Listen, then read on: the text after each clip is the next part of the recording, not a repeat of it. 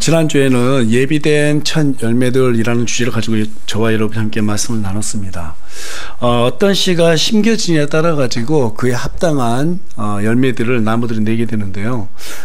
우리도 마찬가지입니다. 인간은 불순종으로 인해서 선악과의 씨를 받음으로 영원한 사망에 이르게 되었습니다. 하지만 주님은 그 인간의 범법을 만회하기 위해서 영원히 썩지 않을 생명의 씨로 이 땅에 오셨고 또 죽으심으로써 부활하시고 그래서 부활의 이 첫 열매가 되어 주셨습니다.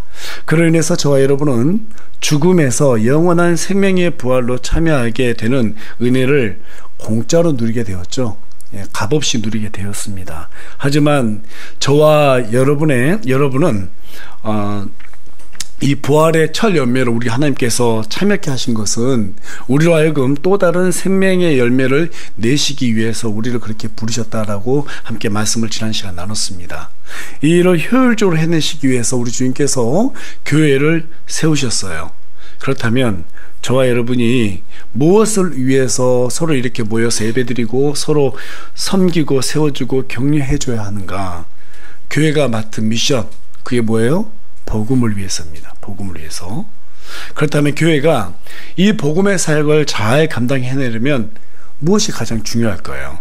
옛말에 이런 말이 있죠. 가화만사성. 집안이 화목해야 모든 일이 다 잘 된다는 말이죠. 교회도 마찬가지 아니겠어요? 서로가 화평하고 화목해야지 우리 하나님께서 이 교회에 맡긴 그 일들을 갖다가 해낼 수 있지.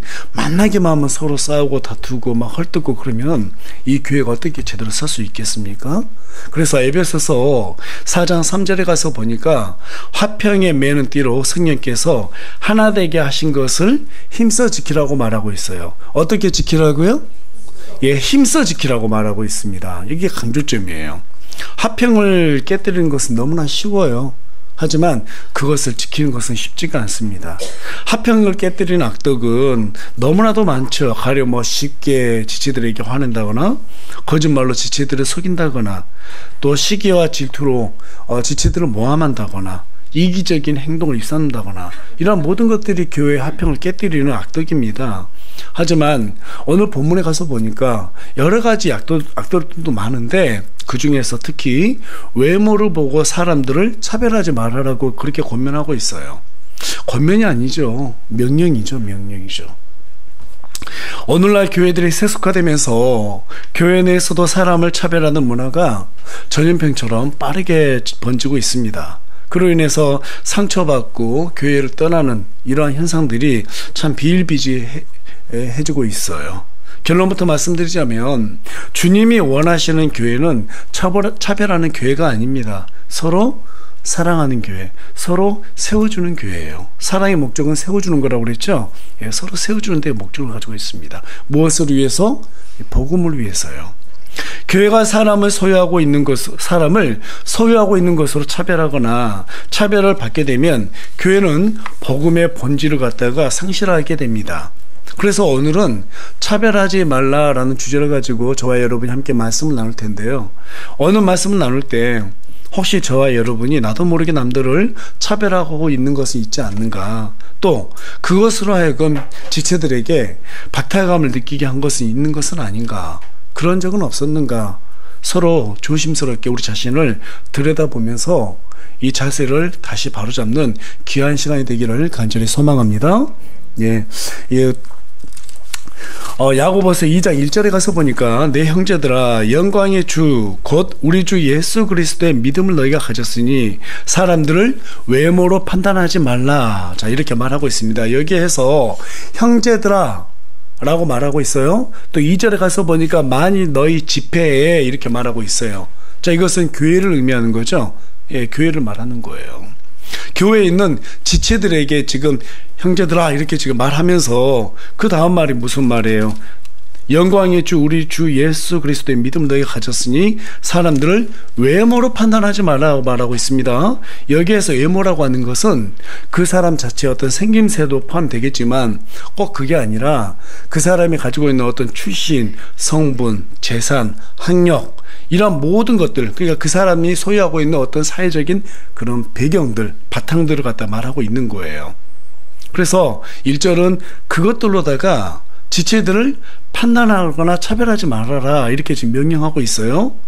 어려서부터 이제 교회를 저는 이제 오랫동안 다녔습니다. 어머니 뭐 뱃속부터 해가지고 태어나서 이른바 못된 신앙이라고 그러죠.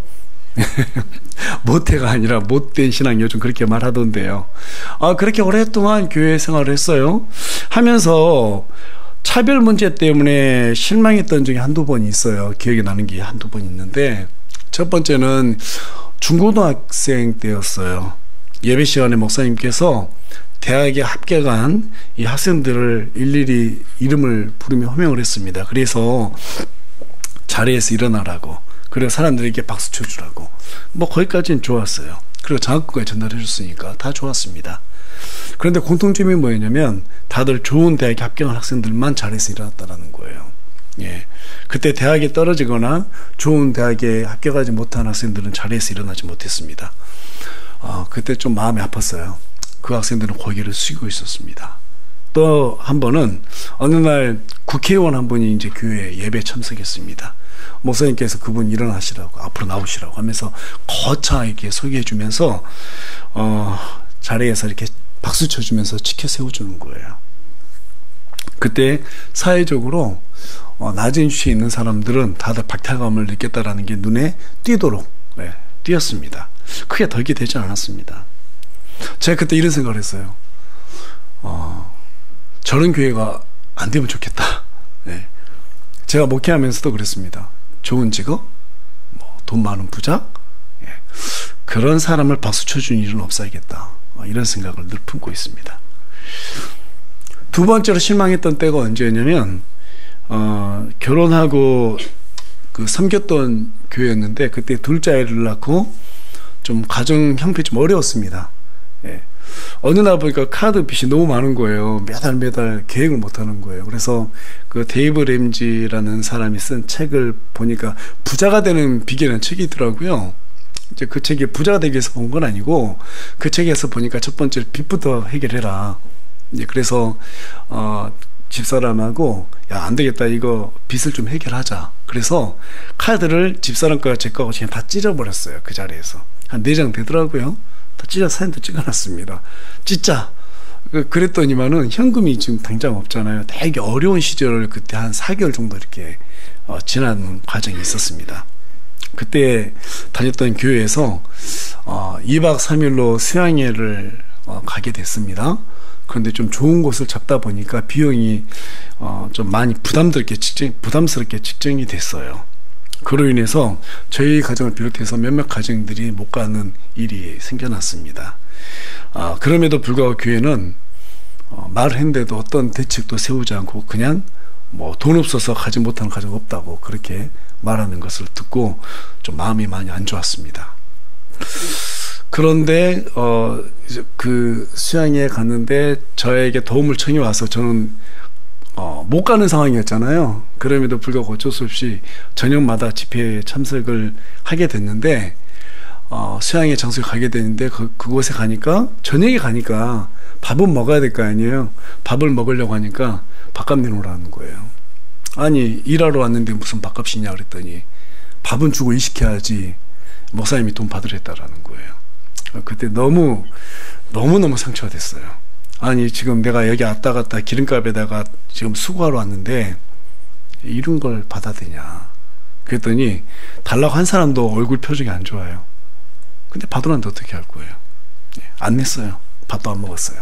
너무 기분이 상했어요. 예. 뿐만 아니라 교회에서 그 목사님은 오후에 이렇게 어떤 프로그램 설교를 하잖아요. 시리즈 설교하면 전부 다 성도들한테 다 돈 받았어요.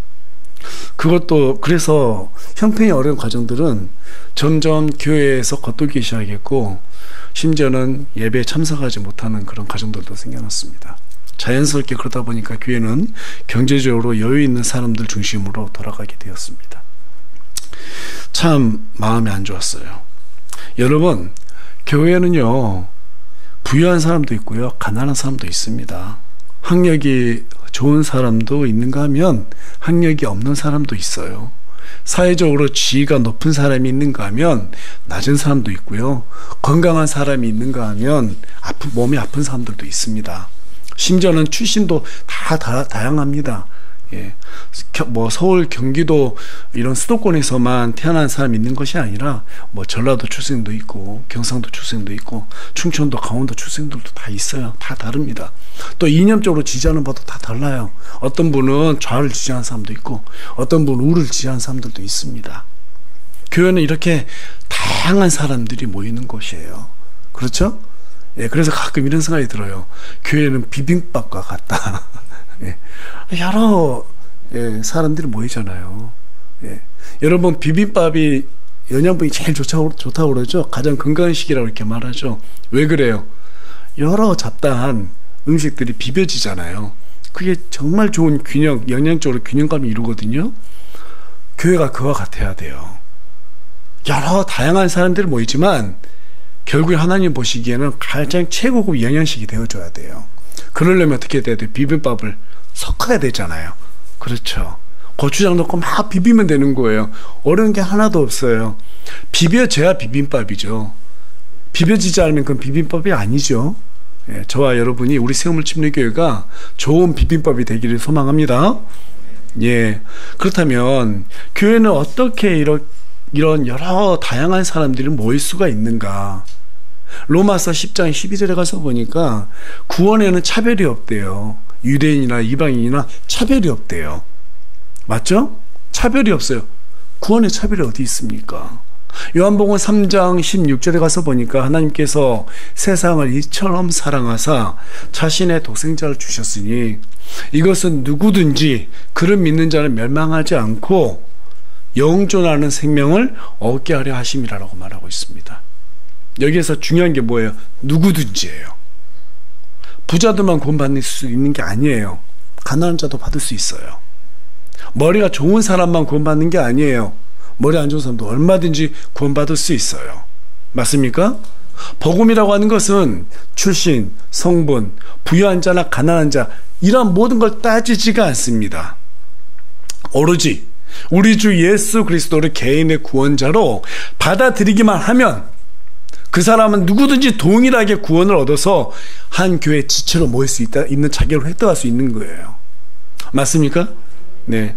동일한 복음 때문에 저와 여러분이 이렇게 한 자리에 모였고 동일한 섬김의 자리로 나가야 되는 것이지 차별하면 안 된다고 지금 성경 우리에게 말해주고 있습니다. 여러분, 그런데 이것은 상식이에요. 사실은 아주 상식적인 거 아닙니까? 상식적입니다.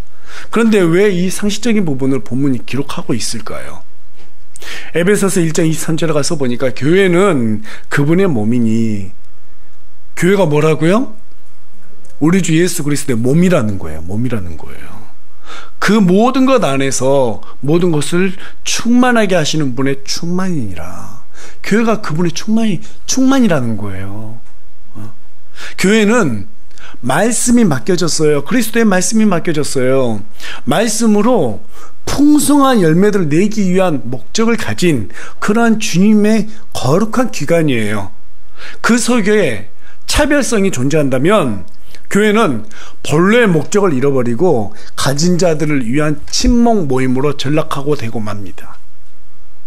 그렇게 되면 어떤 일이 발생할까요? 자, 2절하고 3절 말씀 보겠습니다. 만일 너희 집회에 금 반지를 끼고 아름다운 옷을 입은 사람이 오고 또한 허름한 옷을 입은 가난한 사람이 들어올 때 너희가 화려한 옷을 입은 자에게 관심을 기울이며 그에게 이르되 여기 좋은 자리에 앉으소서 하고 또 그 가난한 자에게 이르되 거기에 서 있든지 여기 내 발 받침 밑에 앉으라 하면, 교회에서 가진 자와 가지지 못한 자를 갖다가 구분하게 되면 어떻게 된다는 거예요? 층이 생긴다는 거예요. 이 때문에 교회에서 성도를 갖다가 압제하고 억누르는 니골라당 교리와 같은 것들도 여기서 생겨나는 거예요. 니골라단 교리가 뭐죠? 저와 여러분 동일한 형제들이에요. 그렇죠? 그런데 목사, 장로, 뭐 집사 이런 식으로 뭔가 구분을 해가지고 각각 어때요? 권력으로다가 부여시키는 거예요. 그래서 사람들 압제하게 만드는 거, 이게 니골라단 교리예요. 예. 우리를 위한 선생은 딱 한 분뿐이시죠? 예수 그리스도 한 분뿐이라고 요한계시록 1장은 얘기하고 있습니다. 너희는 다 같은 형제니라 이렇게 말하고 있어요. 다만 우리가 하나님을 섬기는 질서적인 측면에서 서로 존중해주고 하는 것, 존경해주고 그런 부분이 있는 것이지, 누군가를 갖다 압제하라고 이 목사라는 자리를 준 것도 아니고 집사라는 자리를 준 것도 아니란 말이에요. 그런데 요즘 교회들이 어떤 사람을 장로로 세우고 어떤 사람을 집사로 세우고 합니까? 다 있는 사람 세워요. 있는 사람 세워요. 없는 사람은 장로가 되지 못해요. 또 장로 되면 제일 먼저 뭘 시켜요? 장로가 권사 되면 가장 먼저 뭘 해야 돼요? 임지씨가 할 때 돈 내야 돼요. 돈 안 내면은 장로 권사 안 시키는 교회가 너무 많아요. 물론 그렇지 않은 교회들도 있어요. 좋은 교회들도 있는데 대부분 그렇게 합니다. 저 어렸을 때 다녔던 교회도 그랬었고요. 청년 때 다녔던 교회도 그랬었어요. 장로 되면 뭐 1억씩 내놔야 돼요. 그럼 돈 없는 사람이 어떻게 합니까? 실제로 저는 돈 없는 사람이 장로 된 거 봤어요. 나중에 스스로 내려놓더라고요. 이게 교회입니까? 어떻게 교회에서 직분 가지고 사고팔고 합니까? 여러분, 그거 교회 아니에요. 교회를 가정한 종교죠. 그렇지 않습니까? 그런 차별이 교회에서 존재하면 안 되는 거예요. 그건 하나님께서 원하는 교회라고 볼 수가 없습니다. 이런 사람에 대해서 4절이 뭐라고 말하는가? 우리 4절 다 같이 읽겠습니다. 시작. 너희가 너희끼리 차별하면 악한 생각으로 판단하는 자가 되지 아니하겠느냐. 자, 뭐라고 말하고 있어요? 악한 생각으로 판단하는 자라고 지금 말하고 있어요. 하나님 보시기에 교회에서 악한 자는 어떤 사람이냐면, 교회가 존재하고 있는 이 이유에 대해서는 전혀 관심이 없고 자기에게 유익이 되는 사람과 유익이 되지 않는 사람을 구별하고 차별하는 사람이라고 말하고 있습니다. 그런 사람들의 공통점이 뭐예요? 교회의 머리가 우리 주 예수 그리스도라는 사실에 대해서는 전혀 인정하지 않는 그러한 사람들입니다. 오직 자신들의 고상함만 내세우고 싶어하고 자랑하고 싶어하는 그런 못된 습성을 가진 사람이라는 거예요. 그래서 베드로전서 1장 24절이 뭐라고 말하고 있어요? 우리 다 같이 한 목소리 읽어볼까요? 시작. 이는 모든 육체는 풀과 같고 사람의 모든 영광은 풀의 꽃과 같기 때문이라. 풀은 마르고 그것의 꽃은 떨어지나 돈과 명예가 영원할 것 같지만 그 모든 것은 풀과 꽃처럼 다 떨어지고 마는 거예요. 애플의 창업자 스티븐 잡스가 병상에 누워서 죽음을 바로 앞두고 있을 때 이런 말을 했다고 합니다. 이 세상에서 가장 비싼 침대는 중환자실 침대다. 맞지요? 별로 편해 보이지 않던만요. 근데 하루에 어마어마하게 돈 들어가죠. 스티븐 잡스가 살기 위해서 거액의 돈을 갖다가 이 중환자실에 쏟아 부었어요. 그런데 스티븐 잡스가 평생 믿고 의지했던 그 돈이 스티븐 잡스를 중환자실에서 퇴원시키지 못했습니다. 시든 꽃처럼 그가 떨어지는 것을 구경하고만 있었을 뿐이었어요. 아무리 대단한 사람이라도, 아무리 훌륭해 보이는 사람이라도 흐르는 시간 앞에서는 어쩔 수가 없는 거예요. 지나고 나면 아무것도 아니라고 성경이 우리에게 말하고 있는 것입니다. 여러분, 사람은 겉모습을 봅니다. 겉모습을 보고 판단하는 경우가 참 많아요. 하지만 하나님은 사람의 겉모습을 보지 않는다고 말하고 있습니다. 외모를 보지 않는다는 거예요. 돈이 있건 가난하건 이 사람이 사회적으로 지위가 있건 없건 전혀 그걸 보지 않는다고 에베소서 6장 9절을 우리에게 말해주고 있습니다. 이스라엘 왕이었던 사울은 당시 이스라엘 사람들 중에서 가장 키가 크고 가장 잘생긴 사람이라고 성경이 소개하고 있어요. 하나님 외모 보고 뽑네, 이렇게 생각할 수 있지만 하나님 외모를 보고 뽑지 않았어요. 하나님께서 사울을 선택한 것은 외모 때문이 아니라 그의 겸손한 마음의 속중심을 보셨기 때문에 그를 왕으로 세우셨던 것입니다. 하지만 오래지 않아서 사울이 하나님의 말씀을 버리고 말았습니다.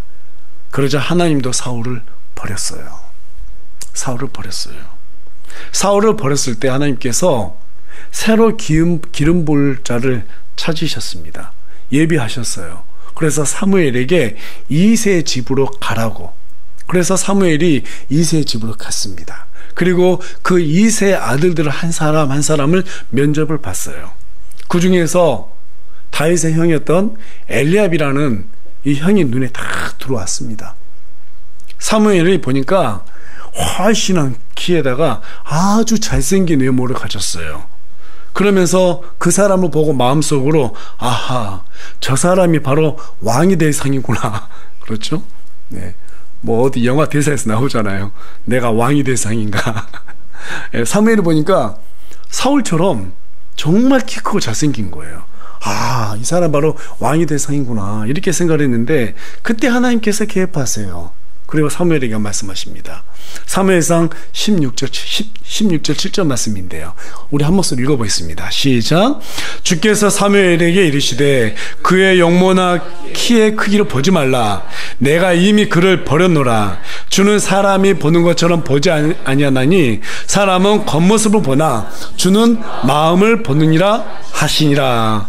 하나님이 뭘 보신다고요? 겉모습을 본다고요? 아니요. 마음을 본다는 거예요. 마음을 본다는 거예요. 물론 사무엘상 17장 42절에 가서 보니까 공교롭게도 다윗도 용모가 아름답다라고 말하고 있습니다. 너무너무 잘생겼대요. 예. 그런데 중요한 것은요, 그 전에 사무엘상 13장 14절에 가서 보니까 다윗이 하나님의 마음에 맞는 자라는 그 말이 먼저 나와요. 그러니까 하나님께서 뭘 먼저 본다고요? 마음을 먼저 봤는데 그 사람이 잘생긴 것 뿐이지 잘생겼으니까 마음을 봤다는 게 아니라는 거예요. 네. 마음이 참 바르다는 거예요. 딱 마음에 합했다는 거예요. 하나님의 마음에. 근데 그 사람이 용모도 아름다웠다고 말하고 있습니다.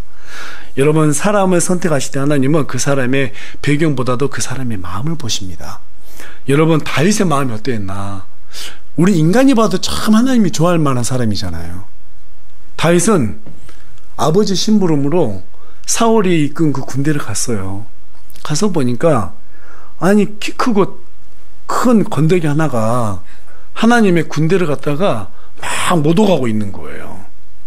다윗이 그 장면을 보면서 다른 것은 내가 다 참아도 하나님의 일을 못 온 건 내가 참을 수가 없다 해가지고 3m가 넘는 그 거인에게 도전을 했어요. 당시 다윗의 나이는 약 15살 정도 된 소년이었습니다. 그 어린 소년은 철저하게 하나님 편이었어요. 저는 그 내용을 읽을 때마다 참 부끄럽기도 하고요. 너무너무 멋있는 거예요. 성경 보다가 그 모습을 보면 너무 멋있어서 눈물이 날 때가 있어요. 진짜 멋있다. 진짜 멋있다. 너는 칼과 창으로 나오지 나는 만군의 하나님 여호와 이름, 그렇죠? 우리 개혁성에 그렇게 돼 있죠. 만군의 하나님 주의 이름으로 내가 너에게 간다. 너무 멋있는 거예요. 제가 예전에 그래서 그 내용을 쫙 써가지고 암송에서 벽에다 붙여놨어요. 너무 멋있는 거예요. 다윗과 같이 살면 참 좋겠다. 그런 사람이 되기를 참 마음으로 소망하고 그랬었어요. 여러분, 이것이 바로 하나님께서 다윗을 선택하신 이유였어요. 제가 중학교 2학년 때 우리 집에 있는 키운 2개월밖에 안 된 진돌이가 제가 집에서 빵을 주고 있는데 옆집에 있는 친구가 와가지고 저를 놀래키는 장난쳤어요. 근데 그 조그만 2개월짜리가 뭘 안다고 제 친구 뒷발꿈치를 물었어요. 네가 뭔데 내 주인 때리냐고. 이뻐 안 이뻐요? 강아지가 그렇게 하는 것만도 너무 이쁜데 15살짜리 애가 하나님 편든다고 갑옷도 안 맞고 칼도 너무 무거우니까 맷돌 5개 들고 휘둘리면서 가니 하나님 보시기에 참 얼마나 기특했겠어요. 그 돌을 던지는데 하나님께서 거기다 실어준 거예요. 힘을. 그게 정확히 다 골리앗의 이마에 박히게 만듭니다. 그러한 다음에 혼절하니까 다윗이 골리앗의 칼을 빼가지고 목을 잘라요. 그리고 그 머리를 들고 오는 거예요. 마귀의 머리를 뱉다 이거예요. 그 돌은 떼인 돌이라고 그러죠. 예수 그리스도를 상징합니다. 여러분, 우리 하나님께서 15살짜리 소년이라도 하나님 편에 서면은요, 그 사람을 사용한다는 거예요. 믿으십니까? 예. 그런데 오늘 본문의 6절, 7절에 가서 보니까 교회에서 없는 사람을 업신여기고 압제하는 그런 사람들이 있다면 그 사람은 주님의 이름을 못 오가는 사람이에요. 다윗이 제일 싫어했던 사람이었어요. 만일 그런 사람이 다윗이 본다면 다윗이 어떻게 행동했을까요? 조심해요. 돌 날아갈지 몰라요. 예. 우리가 사람을 차별하거나 압제하면 돌 날아올지 몰라 이런 생각을 하셔야 됩니다. 예. 하나님의 이름을 모독한 그 사람을 아마 가만두지 않았을 거예요. 그렇다면 하나님께서는 어떤 사람을 받아주시는가? 사도행전 10장 34절에서 35절에 가서 보니까 그때 베드로가 입을 열어 말하되 내가 진실로 하나님께서는 사람들을 외모로 판단하지 아니하시고 모든 민족 가운데서 자신을 두려워하며 의를 행하는 자를 받아주신다는 것을 깨달았도다. 마음에 하나님의 의를 소유하는 사람을 우리 하나님께서 받아주신다고 말하고 있어요. 여러분께 가장 제가 자주 언급하는 말씀이 마태복음 6장 33절이잖아요. 첫째로 하나님 왕국과 그분의 의를 구하라. 우리의 의를 구하면 안 돼요. 내가 선하게 생각하는 거 그거 선 아니에요. 하나님 보시기에. 아닐 때도 있어요. 철저하게 우리는 하나님이 선하다는 걸 믿어야 되는 거예요. 우리가 선하다고 믿는 하나님은 하나님이 아니세요. 성경에 기록된 하나님께서 선하다고 말하신 그 말씀이 바로 하나님이세요. 그게 바로 하나님의 의입니다. 믿으십니까? 그 의를 소유하는 사람을 우리 하나님께서 받아보신다는 거예요. 우리가 선과 악의 기준으로 봤을 때 전쟁에서 사람 죽였어도 안 되잖아요. 윤리적으로 보면 다윗이 골리앗을 때려 죽이는 것도 잘못된 거잖아요. 그렇지 않습니까? 예. 우리의 그 선의 우리의 의에 의라는 함정에 빠지게 되면 하나님을 제대로 믿을 수가 없습니다. 여러분, 하나님께서는 자신의 의를 위해서라면 직접 선택하시고 세우셨던 이 이스라엘도 하나님께서 무섭게 징계하셨어요. 버리셨어요. 하나님을 두려워하며 의를 행하는 우리 이방인들을 하나님께서 선택하셨단 말이에요. 하나님은 철저하게 외모가 아니라 자신을 두려워하고 하나님의 의를 행하는 사람, 즉 순종하는 사람, 그 사람을 들어 사용한다고 성경은 분명히 우리에게 말해주고 있습니다. 그런데 저와 여러분이 하나님의 말씀보다 사람들의 외모를 더 중시한다면 어떻게 되겠어요? 그거는 큰 죄가 되는 거예요. 오히려 빌립보서 2장 3절은 뭐라고 말합니까? 아무 일도 다툼이나 허영심으로 하지 말고 겸손한 생각으로 각각 자기보다 남을 더 낮게 여기라고 말하고 있습니다. 낮게 누르라는 게 아니라 더 나은 사람으로 여기라 이 말이에요. 어떻게 해요? 겸손하게. 내가 남들보다 물질과 사회적 지위가 좀 더 많다면 그것은 하나님께서 복음을 위해서 섬기라고 나에게 맡겨준 것이지 남을 무시하라고 준 게 아니잖아요. 여러분, 맡겨줬다라고 생각하는 게 그게 겸손인 거예요. 내 거라고 생각하면요 사람 무시하게 돼 있어요. 이게 영적인 원리거든요. 사도 바울은 태어날 때부터 로마 시민권을 가졌던 사람이었고 부유한 사람이었습니다. 게다가 좀 불공평하게 느낄 만큼 머리도 좋았어요. 거기다가 언변력도 뛰어났습니다. 세상적으로 갖출 건 모든 걸 다 갖췄던 금수저였습니다. 부족한 게 없었어요. 원한다면 얼마든지 그 당시에 떵떵거리며 대우받고 살았을 것입니다. 그런데 바울이 뭐라고 고백합니까? 우리 다 같이 빌립보서 3장 8절 말씀 한 목소리 읽겠습니다. 시작.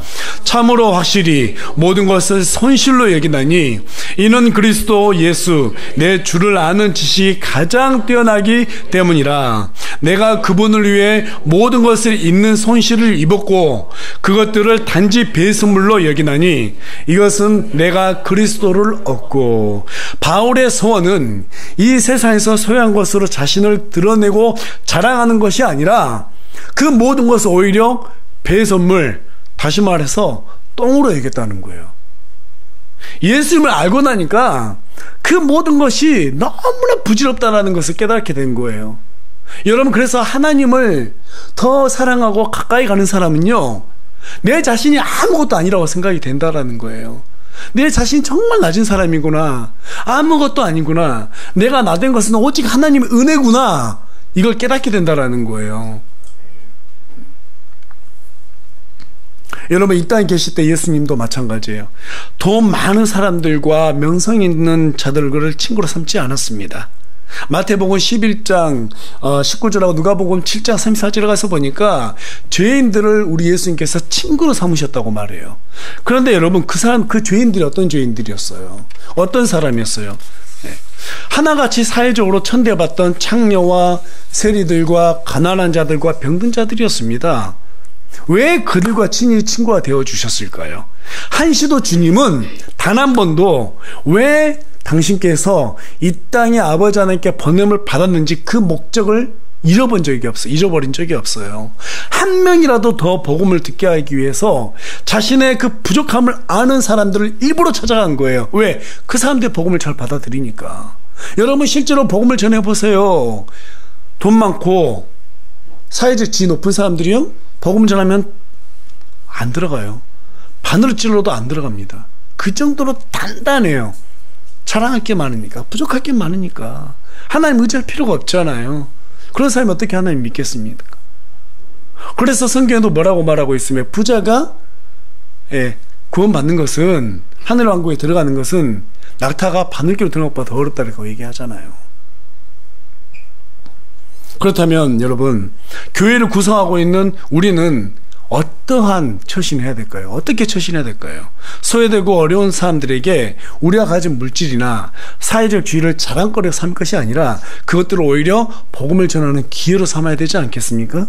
철저하게 교회는 주님의 복음이 맡겨진 곳이기 때문입니다. 그런데 소유한 것들로 가난한 사람들을 업신여기고 압제하며 차별한다면 하나님 보시기에 그것이 얼마나 악한 일이 되겠어요.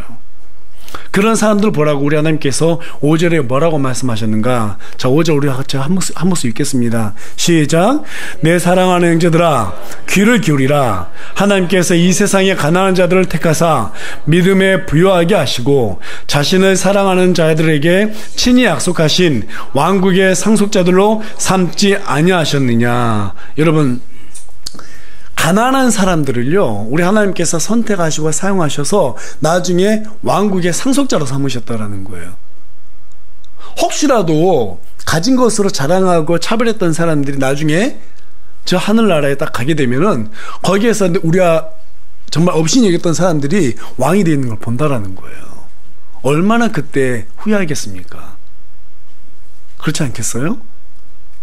여러분, 성경은 철저하게 낮은 자들을 하나님께서 택하시고 하나님의 왕국의 상속자로 삼으셨다고 말하고 있습니다. 그렇다면 왜 이러한 자들을 택하셨는가? 고린도전서 1장 27절에서 29절 가서 보면, 그러나 하나님께서 지혜로운 자들을 당황하게 하시려고 세상의 어리석은 것들을 택하셨고, 하나님께서 강력한 것들을 당황하게 하시려고 세상의 약한 것들을 택하셨으며, 하나님께서 있는 것들을 쓸모없게 하시려고 세상의 천한 것들과 멸시받은 것들과 참으로 없는 것들을 택하셨나니 이것은 어떤 육체도 자신 앞에서 자랑하지 못하게 하려 하심이라. 어떤 육체도 자신들이 가진 것으로 자랑하지 못하게 하기 위해서 하나님께서는 이런 어리석은 자들과 천한 자들을 선택했다라는 거예요. 여러분, 우리가 보기에 높은 사람, 낮은 사람, 이 모든 사람 누가 창조했어요? 하나님이세요. 그런데 자기가 가진 걸로 우쭐대는 사람들은요, 하나님을 비웃는다니까요. 그 교만을 꺾기 위해서 그들이 그토록 무시했던 사람들을 우리 하나님께서 들어 사용하신다는 거예요. 믿으십니까? 어떤 사람을 사용한다고 그랬어요? 하나님을 두려워하고 하나님의 의를 행하는 사람, 그 사람을 찾는다는 거예요. 그리고 그 사람을 들어 사용한다라는 거예요. 제가 그래서 우리 청년들에게 가끔 그런 말 합니다. 니네 타고난 머리 좋아? 집 부자야? 든든한 뒷배 있어? 없지. 그럼 하나님 한번 제대로 믿어봐. 이런 말 합니다. 그게 억울하면 한번 잘 믿어봐. 제가 어렸을 때 좀 어렵고 힘들고 그러면은 우리 시골에 계신 사모님하고 통화를 자주 해요. 아, 이만저만해요. 왜 나한테 말하냐? 스트레스는 풀 사람이 있어야 되니까요. 전화하면 사모님 늘 그런 말씀하세요. 뭘 고민하냐? 든든한 아버지 놔두고 어디다 쓸래? 그런 얘기 자주 하세요. 자주 하세요. 요즘 편찮으시니까 제가 그러죠. 왜 그렇게 힘들어하세요? 든든한 아버지 계신다면서요. 그 아버지 어디다 쓰시려고요? 그래, 말 안 할게 그러더라고요. 예. 그렇다면 여러분, 우리가 어떻게 살아야 될까? 뭘 명심해야 될까? 예. 오늘 8절 말씀 우리에게 자세하게 설명해 주고 있습니다. 이것을 위해서 이렇게 쭉 적은 거예요. 기록한 겁니다. 자, 8절 말씀 다 같이 한 목소리 읽겠습니다. 시작.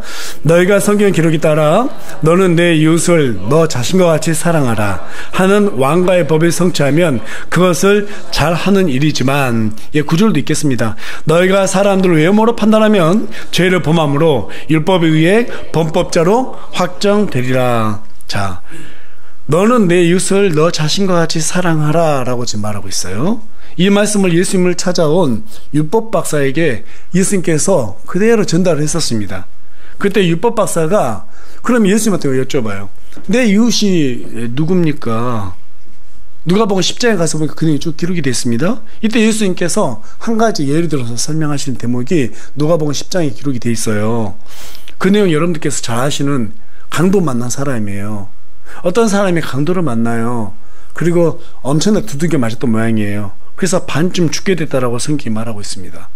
근데 그 길을 우연히 제사장이 지나가다가 발견하게 됩니다. 죽게 됐는데 자기는 율법에 의해서 도와주면 안 된다 해서 지나가 버리죠. 그 다음에 레위 사람도 그걸 봤는데도 율법이 어긋난다고 안 도와줍니다.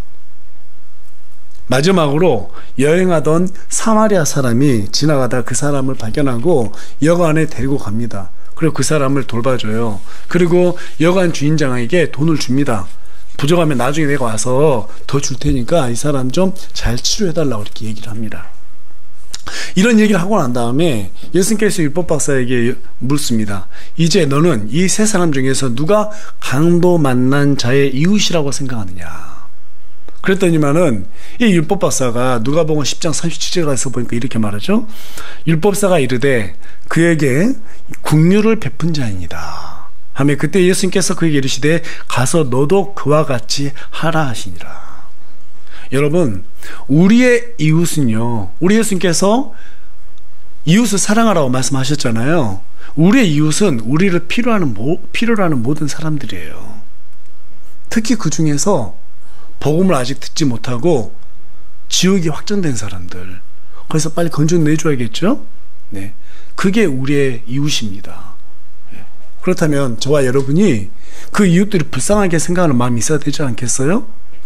나는 천국 가니까 너는 빠빠이 하면 된다 이거예요? 그건 아니죠. 우리에게 하나님께서 어떤 마음을 품기를 원하냐면 아직 구원받지 못한 사람들을 불쌍하게 여기는 그런 마음을 품기를 원하세요. 그래서 그 사람들에게 가서 우리가 돈을 벌었으면 그것으로 밥도 사주고 선물도 사주면서 호감을 사고, 그쵸? 그러고 난 다음에 예수님 믿으라고 말하는 거예요. 그럼에도 안 믿으면 어쩔 수 없어요. 그리고 어려운 일이 있으면 도와주기도 하고, 또 회사에서 이 사람이 급한 일이 있어요. 그럼 내가 도와줄게. 도와주고 싶은 사람이 어디 있겠습니까? 나도 좀 더 쉬고 싶죠.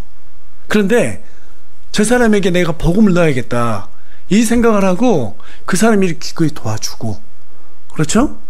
그 사람이 어떤 어려운 일이 처해 있으면 또 관심도 가져주고 내 시간 할애하고, 그래야지 그 사람이 나중에 예수님을 믿을 확률이 높아질 거 아니에요. 우리 하나님께서 우리에게 물질을 주고 사회적인 지위를 주고 모든 시간을 주고 하는 게 다 그런 이유 때문입니다. 그런데 회사에 가서 이기적으로 행동하고 소리 지르고 화내고 자기 권리만 찾고, 이렇게 되면 누가 예수님을 믿겠어요? 믿고 싶어도 안 믿죠. 믿으려 하다가도 너나 잘 믿으라고 한단 말이에요. 그러지 않겠습니까? 여러분, 우리가 내 이웃을 사랑하라는 말이 그냥 단지 아무 이유 없이 잘해주고 이게 아니란 말이에요. 예수님을 그리스도의 복음을 위해서, 그렇죠? 그리스도의 복음을 전하기 위해서 그러한 일들을 하는 거예요. 하나님께서 그 목적으로 우리에게 이웃을 사랑하라고 말한 것이지 그냥 나 좋은 사람? 여러분, 우리가 그냥 사람들에게 잘해주면 나만 좋은 사람 되는 거예요. 우리는 우리를 드러내기 위해서 사람들을 사랑하는 사람이 아니잖아요. 내가 먼저 좋은 사람이 될 수 있어요, 그 사람 눈에는. 근데 복음을 그 사람이 받아들이면 나중에 어떻게 돼요? 하나님을 사랑하는 사람이 된단 말이에요. 그때 우리는 빠져야 되는 거예요. 이제 하나님을 사랑하게 만들어야 되는 거예요. 그 일을 위해서 우리가 자꾸 희생하는 연습하는 거예요. 교회 와서도 왜 우리가 서로 격려해주고 어때요? 어려운 사람 도와주고 하는 거예요. 그런 습관이 있어야 되는 거예요. 또 우리 지체들도 서로 사랑해야 됩니다. 왜? 그것 또한 역시 복음 때문이에요. 어떤 사람이 먹고 사는 문제 때문에 힘들어한다. 그럼 그 사람이 그 문제를 해결돼야지 또 복음을 잘 전할 수 있지 않겠어요? 또 몸이 아파요. 그럼 그 사람이 빨리 병이 나아야지 또 복음을 전할 수 있잖아요. 그래서 우리 함께 모여서 그 사람을 위해서 기도도 해주고 그런 사람들을 위해서 어떻게 해요? 도움을 주기도 하고 그런단 말이에요. 그러라고 교회가 또 있는 겁니다. 그러니까 철저하게 모든 게 다 복음 때문이에요. 복음이 교회에 맡겨졌기 때문에 그런 일을 하는 것이지 내가 좋은 사람 되기 위해서 하는 게 아니라는 것입니다. 우리 한 사람 한 사람이 썩지 않을 영원한 생명, 그 생명의 씨앗을 가지고 있어요. 그것을 우리는 다 전할 수 있는 사람들이에요. 맞죠? 예. 여러분 옆에 있는 우리 형제 자매들 한번 봐보세요. 그 옆에 있는 사람이 지옥에 떨어질 한 사람을 갖다가 구원한 사람이라고 한번 생각해 보세요. 누가 귀하고 누가 천하겠어요? 그렇지 않겠어요? 비록 우리 눈에 보기엔 저 사람이 학력도 부족해 보이고 가난하고 정말 저 사람 쓸모없는 사람처럼 보여도 그 사람이 어디 가서 복음을 전해서 한 영혼이라도 구한다면 그 사람은 하나님 앞에서 높은 사람이 된단 말이에요. 그래서 우리가 옆 사람들을 소중하게 생각해야 되는 거예요. 그래서 포기하지 않고 그 사람들을 계속해서 선한 길로 인도해 줄 수 있고 도와주고 해야 된다는 사실입니다. 그래서 9절은 지체들을 사랑하지 못하고 차별하면 범법자로 확정한다라고 우리에게 경고하고 있는 거예요. 그 모습을 보고 예수님을 믿어보겠다고 생각하는 사람이 교회에 왔어요. 어떤 사람이 교회 왔는데 그 모습 보고 실족한다면 그건 정말 큰일이 아니겠습니까? 안 믿는 사람이 이제 믿어볼까 해가지고 교회 왔는데 교회에서 내에서 서로 차별해요. 막 그룹을 지어 있어요. 자기네 그룹 못 들어오게 해요. 이게 뭔 교회입니까? 그건 잘못된 거죠. 그런 모습을 보고 염증을 내가지고 교회 안 나와요. 여러분, 그건 정말 하나님한테 큰 죄를, 큰 벌을 받을 사람이에요. 그런 사람에게 우리 하나님께서 뭐라고 경고하시는가? 성경에 다 기록되어 있어요. 빠져나가지 못하게. 누가복음 17장 2절 말씀 우리 다 같이 한 목소리 읽어보겠습니다. 시작. 누가 이 작은 자들 중에 하나를 실족하게 하는 것보다 차라리 연자맷돌을 목에 매달고 바다에 빠지는 것이 그에게 더 나으니라. 이거 무서운 말이에요. 너희들 교회에서 파당지었지, 너희들 교회에서 차별했지, 돈 없다 과시했지, 너희들 가지고 있는 그것으로다가 사람도 무시했지, 야 그냥 바다에 빨리 죽어. 지금 이 얘기하는 거예요. 그것으로 인해 가지고 구원받지 못한 사람이 교회에 왔는데 그 구원받을 기회를 놓쳤다? 내가 너 카메라 안 둘 거야. 지금 이 얘기를 하고 있다고 우리가 받아들여야 돼요. 이거 진짜 무서운 말이에요, 여러분. 우리 예수님께서 무엇을 위해서 우리를 위해서 죽어주셨는데요? 우리 살리려고 죽어주셨잖아요. 하나님께서는 뭐 처음부터 끝까지 이 복음의 사역을 위해서 성경을 기록했고 우리를 갖다가 이 땅에 보내셨단 말이에요. 그런데 우리가 그 복음의 길잡이가 되는 것이 아니라 방해하는 자가 된다면 그때는 각오해야 되는 거예요. 우리 예수님께서 가장 미워했던 사람이 어떤 사람들이었어요? 바리새인들이었죠. 설교한 바리새인들, 위선자들이었잖아요. 그들에게 뭐라고 말씀하세요? 화가 있을진저 이 독사의 세대들아, 이 회출한 무덤아, 얼마나 무섭게 그렇게 저주하세요. 화가 있을진저 이거 갖다가 마태복음 23장에서 무려 8번이나 연거푸 말씀하세요. 화가 있다는 말은 이 지옥에 떨어질 자들의 이 말이에요. 독사의 세대들아, 이 마귀의 자식들아, 이 말이에요. 회칠한 무덤아? 회칠한 무덤이 뭐예요? 무덤 속에서 시체가 썩어가지고 구더기가 우글대기 있잖아요. 그러한 자들이라는 거예요. 진짜 우리 예수님께서 표현할 수 있는 모든 것을 다 표현해가지고 그들을 저주했습니다. 그들을 저주했어요. 왜 그래요? 그들이 자기네들도 하늘 왕국 못 들어가면서 남들도 못 들어가야 한다 이거예요. 우리가 교회에서 복음을 위해서 한자리에 모였습니다. 맞죠? 예, 복음을 위해서 모였어요. 그런데 문제는 옆에 사람이 다 마음에 들 수 없어요. 어떨 때는 정말 미울 때도 있습니다. 그럼에도 불구하고 그 사람들 시조시키지 말아야 되고, 그 사람들에게 어때요? 좀 더 사랑하고 세워주려고 노력해야 되는 이유가, 그 사람들 한 사람 한 사람이 전부 다 하나님의 영원한 생명의 씨를 받았고 그것을 전할 수 있는 사람이기 때문에 그렇습니다. 예. 그래서 우리가 이 복음을 위해서 모였기 때문에 복음을 위해서 지체들을 섬기고 서로 사랑하는 그러한 저와 여러분이 되길 소망합니다. 여러분, 믿음은 구원의 뿌리예요. 하지만 선한 행위는 바로 이 구원의 열매들입니다. 어떤 분들은 어떤 분 이런 말씀하셨어요. 성경은 이해하기 어려운 책이 아니라 실천하기 어려운 책이다. 맞습니다. 차별하지 말고 복음을 위해서 서로서로 섬기고 격려하면서 화평을 유지하는 우리 새우물 침례교회, 주님 앞에서 그래서 나중에 잘했다라고 그렇게 칭찬받는, 단체전에서 승리하는 그러한 저와 여러분이 되기를 간절히 소망합니다.